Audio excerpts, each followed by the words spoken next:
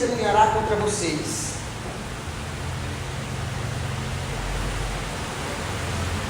E como fogo devorará sua carne. Vocês acumularam bens nesses últimos dias. Verso 4, vejam, o salário dos trabalhadores que ceifaram os seus campos, e que vocês retiveram com fraude, está clamando contra vocês. O lamento dos ceifeiros chegou aos ouvidos do Senhor dos Exércitos.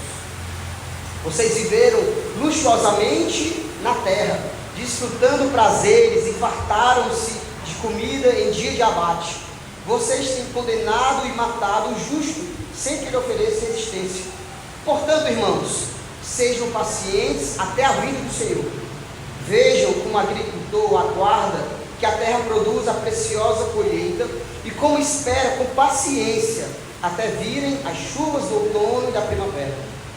Sejam também pacientes e fortaleçam o seu coração, pois a vinda do Senhor está próxima.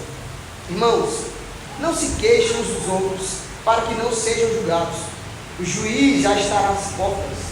Irmãos, tenham os profetas que falaram em nome do Senhor como exemplo de paciência diante do sofrimento. Como vocês sabem, nós consideramos felizes aqueles que mostram perseverança. Vocês já ouviram falar sobre a perseverança de Jó e viram o fim que o Senhor lhe proporcionou. O Senhor é cheio de compaixão e misericórdia. Sobretudo, meus irmãos, não jurem nem pelo céu, nem pela terra, nem por qualquer outra coisa. Seja o sim de vocês sim, e o não de vocês não, para que não caiam em condenação. Vamos ter um tempo de oração, para que o Senhor ilumine nossas mentes. Senhor, nós te damos graça por esse tempo, por esse dia. Muito obrigado pela tua igreja, muito obrigado pelas pessoas que estão aqui nessa manhã a cultuar a ti, Senhor. Nós oramos a ti para que o teu Espírito Santo ilumine nosso coração e mente, Senhor. Não é pelo muito falar que eles serão ouvidos. Eu não tenho o poder de convencimento, mas o teu Espírito Santo aqui nos convence do pecado, da justiça e do juízo, Senhor. Então ora a ti, Espírito Santo, para que o Senhor nos convença da tua palavra, que o Senhor troque o nosso coração de pedra para um coração de carne, que nós saiamos daqui totalmente vulneráveis à tua palavra e à tua verdade. Venha nos corrigir, venha nos confrontar, venha nos consolar, venha aumentar a nossa fé, ou nos dar a fé verdadeira, Senhor, em ti. No nome santo de Jesus. Amém? Amém. Sendo bem objetivo no texto, meus irmãos, embora haja o destinatário explícito dessa advertência, quem são? Os ricos? Não, são os ricos opressores. A minha epígrafe diz assim, advertência aos ricos opressores. Então, Tiago está sendo bem direto, bem objetivo, aos ricos opressores, e aí ele começa a dissertar uma série de advertências. E qual o cenário que acontece aqui? Verso 4 ele diz bem claramente, ele diz assim, vejam, o salário dos trabalhadores que ceifaram os seus campos, ou seja, o salário dos trabalhadores que trabalharam nos seus campos e que vocês retiveram com fraude, está clamando contra vocês. Qual o cenário? Eles deveriam pagar o salário de maneira justa, de maneira que correspondesse ao trabalho que eles fizeram, e eles estavam retendo. E o texto diz, aqui na versão NVI, que era mediante fraude. Talvez eles estipularam o valor para que eles trabalhassem, e eles não estavam sendo honestos com o valor, estavam dando um valor a menos. Ou o trabalho que eles estavam fazendo e o pagamento dele não era correspondente, era totalmente injusto. Este é o cenário. Ricos que estão oprimindo os trabalhadores. Eles deveriam dar de maneira justa, pagar de maneira justa, e eles estavam retendo.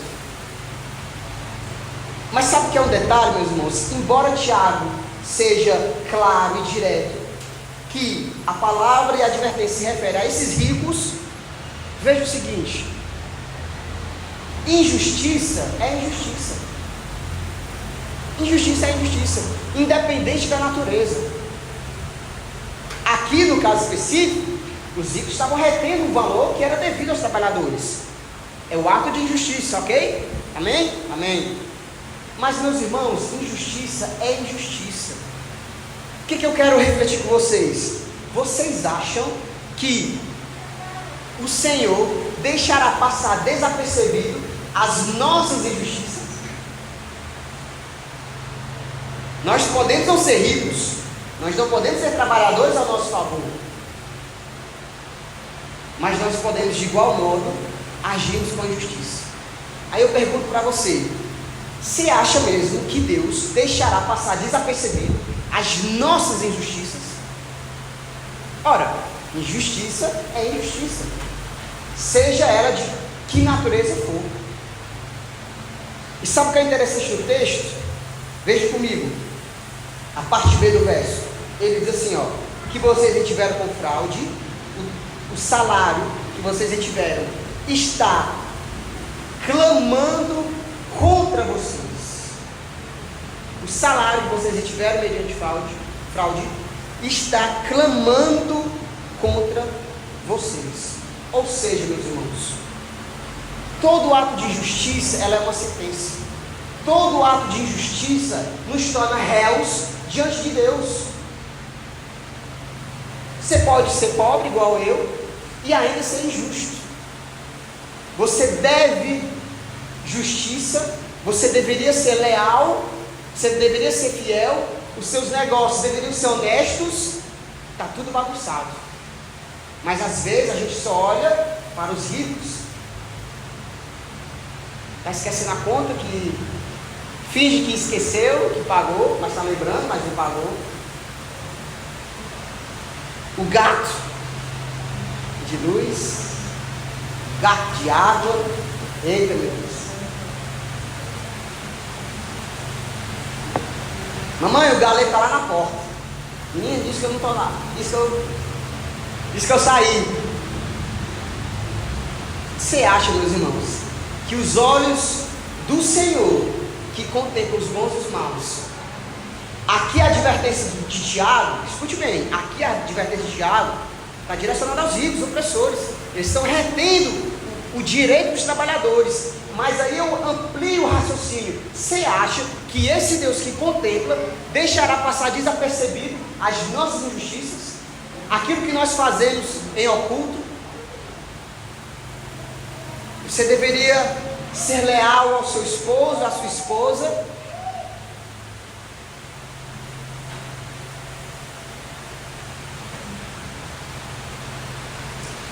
Todo ato de injustiça, meus irmãos, nos torna réus diante de Deus. Uma lição linda desse texto é que o Senhor está dando uma sentença para os ricos, que é no começo. Ele diz: vocês vão chorar, se lamentem, porque a desgraça virá sobre vocês, a riqueza apodreceu, as traças corroerão as roupas, o ouro e a prata enferrujaram. O Senhor traz uma sentença para aqueles que retêm o direito dos trabalhadores. O Senhor está atento àqueles que oprimem. O Senhor está atento àqueles que agem de maneira injusta. O Senhor trará juízo sobre estas pessoas. Mas veja, o Senhor não está somente atento aos maus, o Senhor também está atento aos bons. O Senhor também olha para os oprimidos. O Senhor olha também para aqueles que estão injustiçados. Veja o verso, ainda é o verso 4. Ele diz assim, ó: o lamento dos ceifeiros chegou aos ouvidos do Senhor dos exércitos. Então, este Senhor que contempla todas as coisas, Ele está olhando, está esperando a maldade, a injustiça daqueles que oprimem, mas os seus olhos também estão contemplando os oprimidos. Ele está vendo a injustiça que eles estão sofrendo. O clamor daqueles que sofrem chegam aos ouvidos do Senhor. O texto de Isaías vai dizer que os ouvidos do Senhor não estão tapados, para que Ele não possa ouvir. Então os ouvidos do Senhor estão abertos a todo momento. Ele está ouvindo o clamor dos oprimidos, o clamor dos injustiçados, o clamor daqueles que estão sofrendo. E aí no verso 5, eu não sei você, mas eu já me perguntei diversas vezes, né? Algumas vezes. Mas eu acho que é uma dúvida que talvez chegue para todo cristão. Talvez você já tenha se perguntado isso. O quê? A gente no momento de auto-reflexão, né? Mas por que é, meu Deus? Às vezes a gente até fala, né, com o irmão, por que é que há ímpios que prosperam tanto? Você já se perguntou isso? Meu Deus, por que os ímpios prosperam tanto, irmão Cleide? Miserável, desgraçado, que só faz pecar, só faz aquilo que ofende a santidade de Deus, e prospera, e tem carro, e compra casa nova, compra carro novo, e está com iPhone de 20, nem lançou ainda, e já tem ele. Por que, meu Deus, que há ímpios que prosperam tanto? E eu, Senhor, pobre, miserável, que luto para ser fiel ao Senhor, que luto para ser santo, que dizimo na igreja, que oferto, que abençoo a vida dos irmãos, que choro, que leio a Bíblia, que oro, que tento vencer os meus pecados, é uma dificuldade todos os dias, todos os meses, eu não sei se eu consigo pagar o aluguel, meu Deus, por quê? Veja, meus irmãos, a grandiosidade do verso 5. Olha o que Tiago está dizendo: vocês viveram luxuosamente na terra, desfrutando prazeres e fartaram-se de comida em dia de abate. Vocês têm condenado e matado o justo sem que ele ofereça resistência. Ou seja, meus irmãos, segundo o texto, toda essa prosperidade material, terrena que nós vemos, que os ímpios têm, não significa a aprovação de Deus.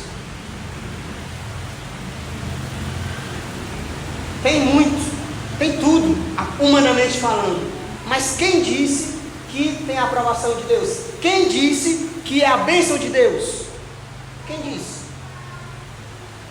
Muitas vezes, meus irmãos, a prosperidade, humanamente falando, porque a prosperidade bíblica não está relacionada a bens materiais, não está, mas muito provavelmente, meus irmãos, toda essa prosperidade material terrena é juízo de Deus, é uma sentença de Deus, porque uma coisa não tem nada a ver com a outra. Aí às vezes está lá o influencer, né? Obrigado, meu Deus, o Senhor me abençoou. Aí ele conseguiu a casa, o carro, mediante fraude, em aposta, tigrinho e por aí vai. Aí o miserável ainda tem a coragem de credibilizar o Senhor. Não, foi Deus que me abençoou. O cara vai lá e rouba a mulher do outro e diz: casamento abençoado, o Senhor que me abençoou, o Senhor que me deu a mulher. Ou vice-versa, né? Ao meu marido que o Senhor me deu, ao marido é de outro. E ainda tem a coragem de dizer que foi o Senhor que deu. Quem disse, meus irmãos, que essa prosperidade terrena é bênção do Senhor? E aí eu não estou querendo dizer, é preciso ficar claro, eu não estou demonizando quem é rico, tá, gente? Eu queria ser rico, acho que eu faria muita coisa para a igreja, para os irmãos. Aqui não é uma luta de pobre versus ricos, vamos odiar todo mundo que é rico, não é isso, gente, por favor, não é isso. Deixa bem claro, os ricos que oprimem. No entanto, meus irmãos, essa categoria está totalmente contrária à vontade do Senhor. Então às vezes é melhor a gente padecer, sofrer e permanecer fiel ao Senhor, do que esbanjar, luxar. Eles viveram luxuosamente na terra, tendo tudo, tem tudo. Mas uma coisa é certa, meus irmãos: o dia da prestação de contas chegará. O dia da prestação de contas chegará, meus irmãos. Tudo aquilo que nós obtivemos, tudo aquilo que nós fazemos de maneira errada, injusta, infiel, nós prestaremos conta. Nós prestaremos conta, meus irmãos. Mas vamos adiante. Aí ele diz assim, veja que ele termina uma sentença para os ricos: vocês têm condenado e matado o justo. Aí ele, note que ele muda inclusive a tonalidade dos destinatários agora da fala. Ele está falando assim, vocês ricos vocês choram, vocês e vocês. Aí agora, a partir do verso 7, ele diz assim, ó, portanto, meus irmãos, agora ele muda, irmão Cleide, a direção da fala. Agora ele diz assim, ó, meus irmãos, portanto, sejam pacientes até a vinda do Senhor. Vejam como o agricultor aguarda que a terra produza a preciosa colheita, e como espera com paciência até virem as chuvas do outono e da primavera. Sejam vocês também pacientes e fortaleçam o seu coração, pois a vinda do Senhor está próxima. Sabe o que eu compreendo dessa fala de Tiago, essa mudança de tonalidade, de destinatários? Sabe o que eu entendo? E eu encontrei respaldo no próprio exemplo que ele traz. Sabe por que Tiago direciona agora o foco? É porque, meus irmãos, muito provavelmente, estes irmãos, ou nós, por que não dizer isso, seremos ou somos os injustiçados. Por isso ele diz, portanto, meus irmãos, sejam pacientes até a vinda do Senhor. Veja que ele estabelece uma jornada. Que jornada? Até a vinda do Senhor. Mas ele está dizendo assim, ó, portanto, sejam pacientes. Muito provavelmente, porque os injustiçados seremos nós. Muitas das vezes, os feridos seremos nós. Aí eu pergunto para você que está aqui nessa manhã, quem aqui nunca foi injustiçado? Levanta a mão assim, eu nunca fui injustiçado na vida. Quem nunca sofreu injustiça? Quem nunca foi amaldiçoado com más palavras? Quem nunca foi desprezado pelo parente, pelo pai, pela mãe, pelo melhor amigo, pelo marido? Quem nunca foi injustiçado? Quem nunca sofreu por ser um cristão verdadeiro? Quem não sofre para ser justo diante de Deus hoje? Para pagar as contas direitinho, para pagar os impostos, para andar na linha diante de Deus? Quem não sofre?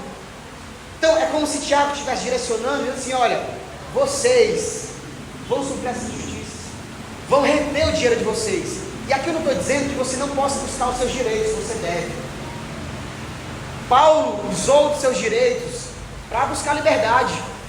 Ele buscou. O que eu quero dizer é que, se em última instância você buscou seus direitos para andar na legalidade, para andar em paz com os irmãos, para perdoar, se em última instância você ainda assim está sendo injustiçado, paciência. É isso que Tiago está dizendo. Paciência até a vinda do Senhor. Suporte pacientemente. E por que, Luiz, que a paciência é importante? Meus irmãos, ele chama para a paciência. Sejam pacientes à vida do Senhor. Sabe por quê, meus irmãos? Porque a paciência é a responsável. Escute, a paciência é a responsável para que a gente não se desespere. É a paciência que é responsável para que a gente não meta os pés pelas mãos. A paciência é a responsável para que a gente não chute o balde.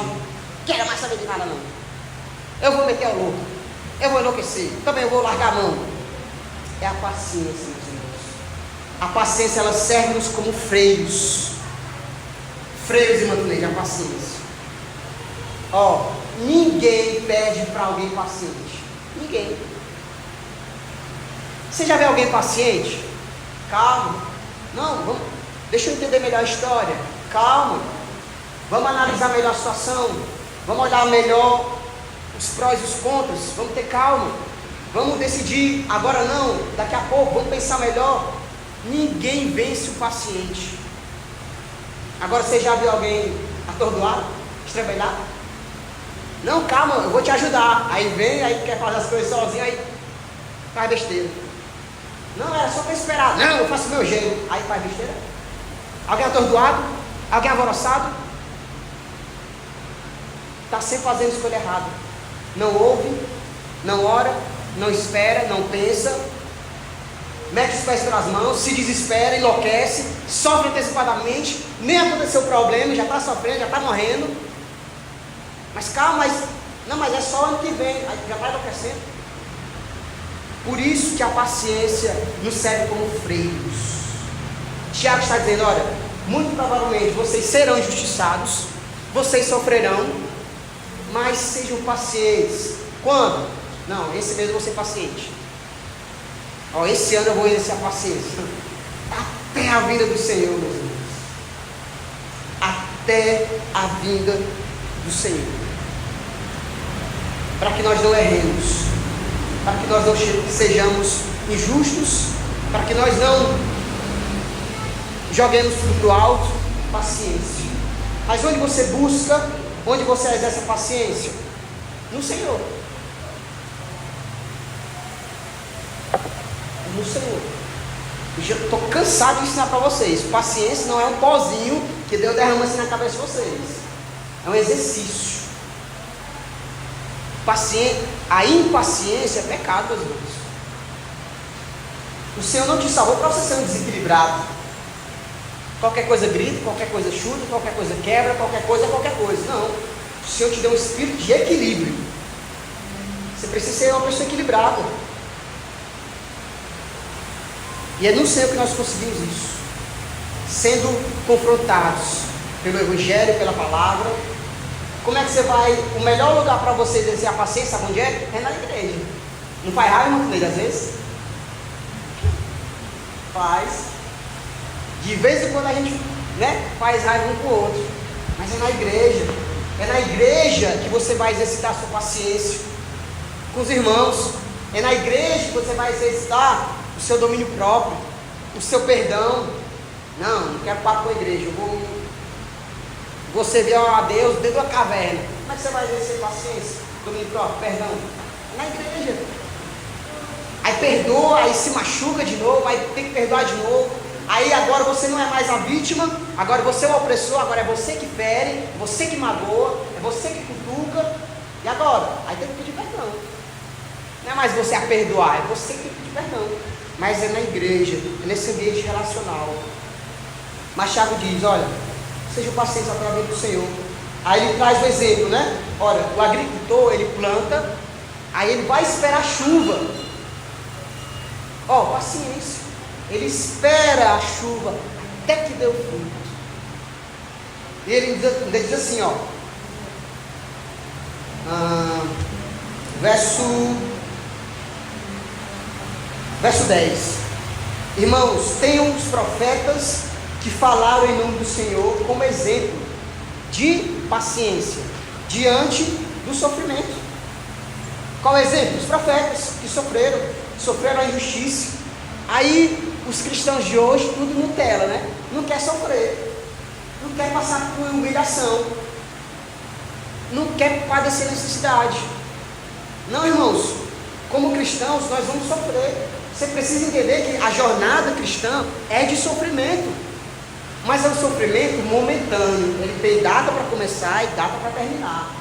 É até a vinda do Senhor. Então todas as angústias, toda a rejeição que você sofreu, da sua família, do seu chefe, todo o menosprezo da sociedade que você sofreu, ele tem data para terminar. Porque um dia Jesus Cristo voltará.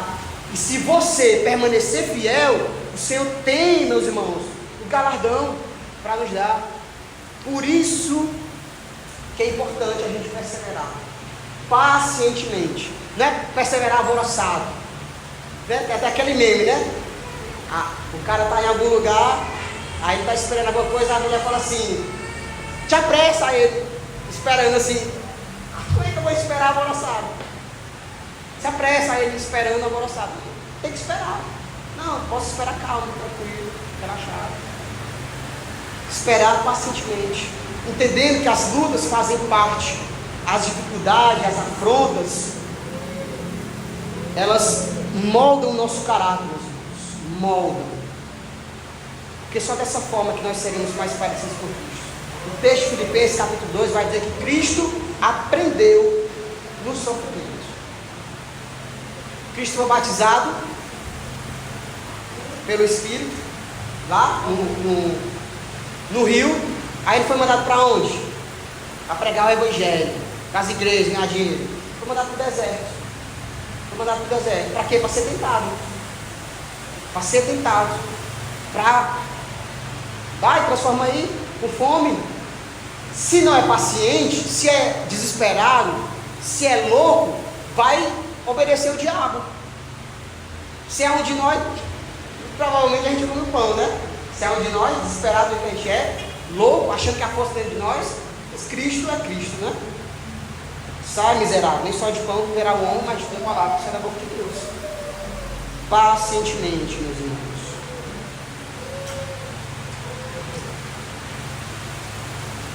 Aí ele diz assim, ó, vocês ouviram falar sobre a perseverança de Jó, né? Ele traz alguns exemplos. E viram o fim que o Senhor lhe proporcionou. Você conhece a história de Jó? Amém? Você não conhece? Vá ler em casa. Veja como ele sofreu. É pedir para morrer, ele pediu. Aí sofreu. Mas olha o fim que o Senhor lhe deu. Aí os crentes enchem os olhos, né? Ah, Senhor, então eu vou sofrer, é você me dar 10 vezes mais, 2 vezes mais. Não, miserável. Não é sobre você.